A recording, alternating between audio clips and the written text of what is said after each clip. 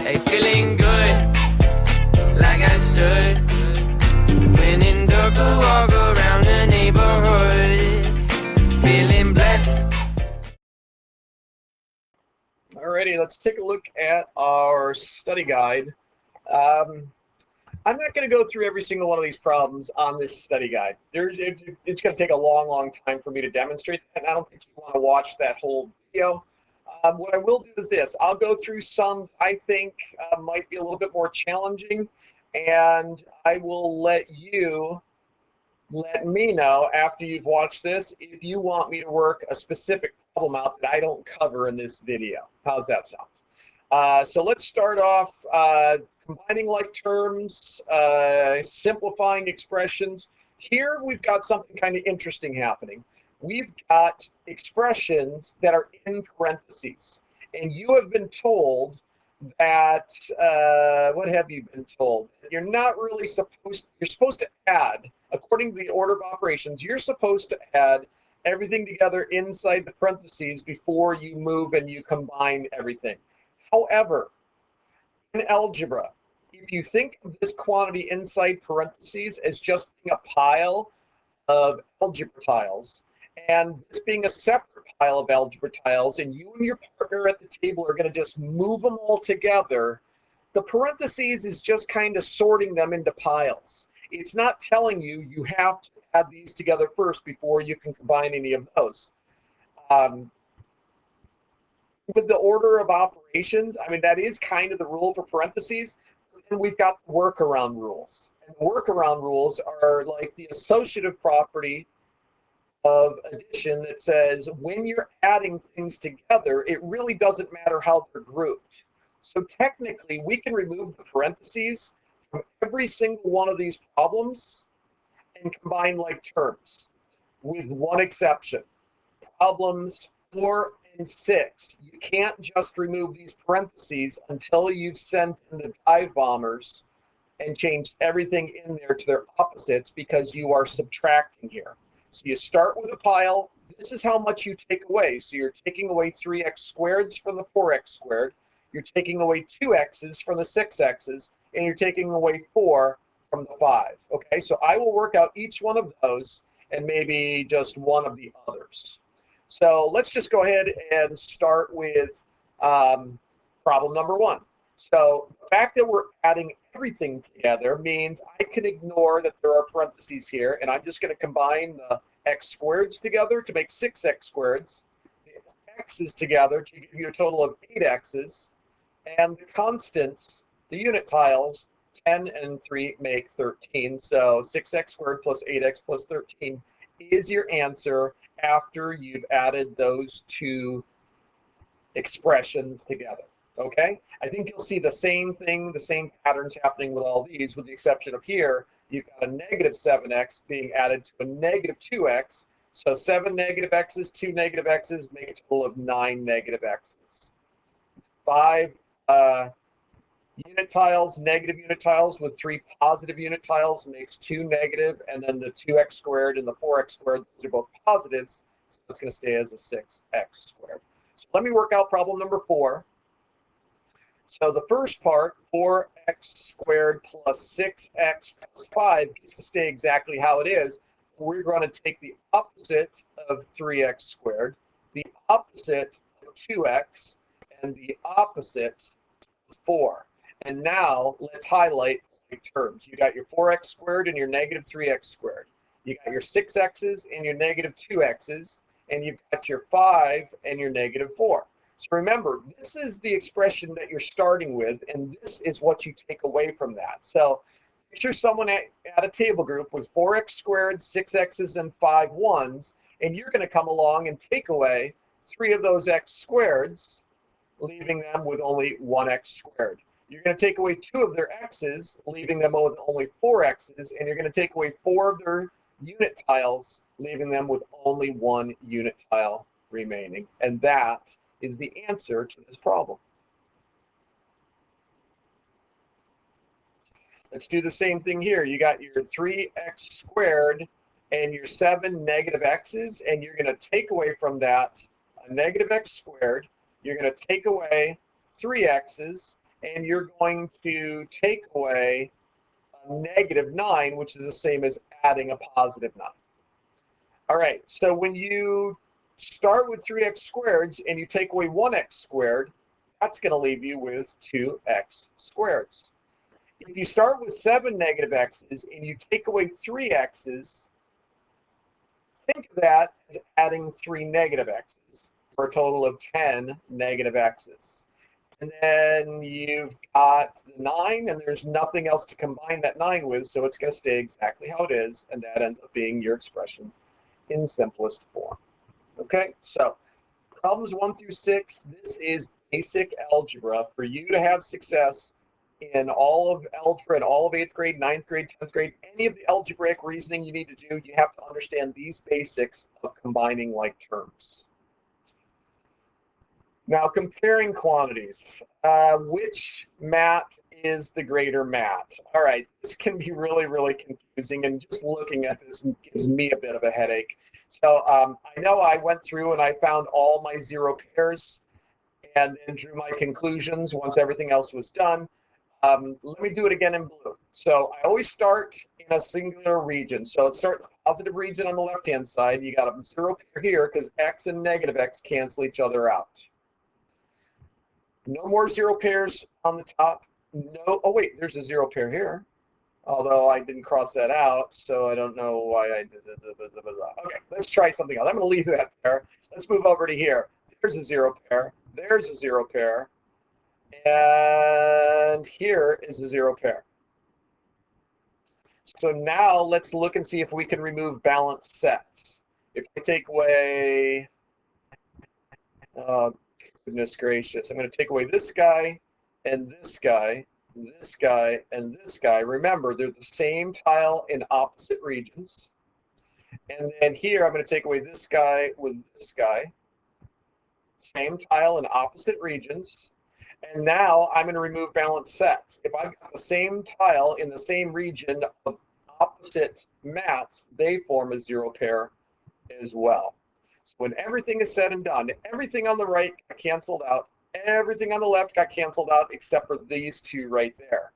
So this technically says 1 minus a -1, which is the same as 1 plus 1, which is 2. So the left side has a value of 2. The right side has a value of 0, which makes the left side greater than the right side. Let's try this without the maths, okay? Let's take a look at problem number 4. So if I took 5 plus -8, that would be equal to -3, correct? And then I take -7 plus 6, which is -1. And -3 is more negative than -1, which means it's less than -1, which makes -1 the greater number. So this expression is greater than this expression. And taking a look at, for problem number 5 and problem number 3, because you did not eliminate all of the variables, then you can't tell which side is greater. So if this was an equation mat, we would say x is equal to 1. If we knew that the expression on the left was less than the expression on the right, then we could say x is less than 1. But for this particular exercise, if you don't eliminate all your variables, you cannot tell which side is greater. And that's the same thing that happens here. You're left with an x with one and a 2 with the other, so you can't determine. But let's take a look at number 6. If you took 4 plus -2x plus 4x, and then on the other one you said x squared plus 2x plus 3 minus x squared, I'm going to simplify each of these expressions, and the -2x and the positive 4x leaves you with 2 x's. And on this side, the x squared and the -x squared cancel each other out, so you have 2x plus 3. And now think of this as your 2 mats. If we take away 2 x's from each side, you're left with a 4 on this side and a 3 on this side. And the 4 is greater than the 3, which makes the left side greater. If this confuses you, that's kind of expected. For some people, it starts to make sense, but it can get overwhelming. Please, I am not going to be testing you throughout the year your understanding of how to manipulate these tiles. But it is a good exercise, and it will be included a little bit in our Chapter 10 test. No, not Chapter 10, Chapter 2 test. What we're going to do for the back page here, solving equations, this is absolutely the type of work you're going to have to do on a regular basis, being able to solve one variable equations. So go ahead and pause the video and take a look and check and see your answers, okay? See if your answers agree with my answers. And if after you unpause, I'm going to go through and work out 2 or 3 of these problems. And if I don't cover a problem that you got wrong, send me an email or come join me in a Google Meet, and I will work it through for you, okay? So I'm going to go ahead and start working on a problem right now, and I think maybe I'll do problem number 2. I'll do problem number 8. I'll do problem 12 and problem 14. I'll do each one of those. So you go ahead and pause, and then when you unpause, you'll see me work these problems out.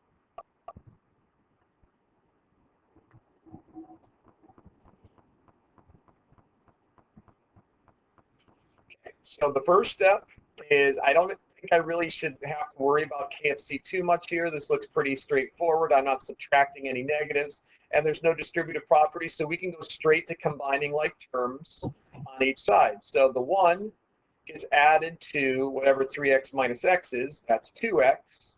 And on the right side, you got your x and your 2x to make 3x minus the 4.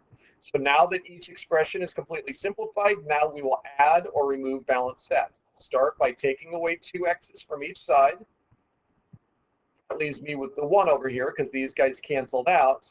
And on the right side, we still have 1x. We had 3 of them. We took 2 away. Now we've got 1x minus the 4.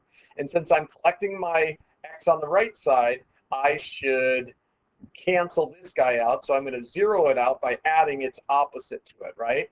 But whatever you do to the one side, you have to do the same thing to the other. So this is adding balanced sets to cancel out the 4's, leaving me with x on one side and 5 on the other. So x is equal to 5 is the solution. And I could check it real quick for you here. Let me go ahead and do this. I know this will be 1. If that's a 5, then this is 15 minus 5 should be equal to 5 minus 4 plus 10. 16 minus 5 is 11, and 5 minus 4 is 1, plus 10 is 11. There you go. That checked out. Everything is perfect there. So doing that kind of a check, once again, I said it the other day, we will be checking in some of our lessons later on, I think in chapter 3, but you know the importance of checking, so I would recommend you do that before you submit your test. Let's take a look at problem 8. This one has no solution, so that's telling me that we should have the same number of x's on each side, but the numbers that are being added to them are different. So here we go. Let's take 5x minus 3 plus 2x is supposed to be equal to x plus 7 plus 6x. So when I combine like terms, the 5x and the 2x make 7x minus 3. And on this side, you get 7x plus 7. Okay, so let's go ahead and add 3 to each side. And now you see that 7x is equal to 7x plus 10. That's impossible. No way that that could possibly work. This is a no solution type of a situation. And if I just erase that too quickly, please pause, rewind a little bit. You can pause it and copy everything down if you had gotten that wrong. I'm going to proceed on now to number 12, which is an infinite solutions, which means that after I simplify it, I will have the same expression on both sides of the equation. So any number I plug in for x will make it a true statement. -2 minus 3x equals x minus 2 minus 4x. So this is already combined, and if I wanted to rewrite it, I could rewrite it as -3x minus 2 or negative 3x plus a negative 2. Any of those means the same thing. On the right side, positive 1x and negative 4x makes negative 3x minus the 2. And here you see it. Same expressions on both sides, no matter what you plug in for x. If I add 2 to each side, we end up with negative 3x is equal to negative 3x. If I divide both sides by negative 3, I get x equals x. So any number you plug in there for x is going to make both sides be equal to each other. So there's no one solution that would work. Every number is a solution. There are infinite number of solutions.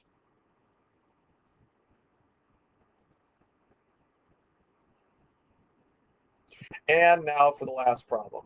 Problem number 14. Sorry, that was my OCD. Wanted to clean it up. All right, so you got 1 plus 2x minus 4 is equal to negative 3 minus negative x. So I'm going to do a little KFC there. That just drives me crazy. Negative 3 plus x, right? We don't want to subtract negative x. It's just the opposite of negative x is x. So negative 3 plus x. And on the right or on the left side, you got 1 and negative 4 to make negative 3 plus 2x. So now let's begin the process. You know that you're going to get a solution here. Remember what I said. If you've got more x's on one side than the other, you are going to get one solution that works. The trick is to find out what that one solution is. So I'm going to take away 1x from each side, and they cancel out, leaving you with just the negative 3. And on this side, you've got negative 3 plus x equals negative 3. And at this point, you can kind of figure out, I mean, what would you add to negative 3 to give you negative 3 for an answer? You'd add 0, right? So x has to be equal to 0. That's the solution.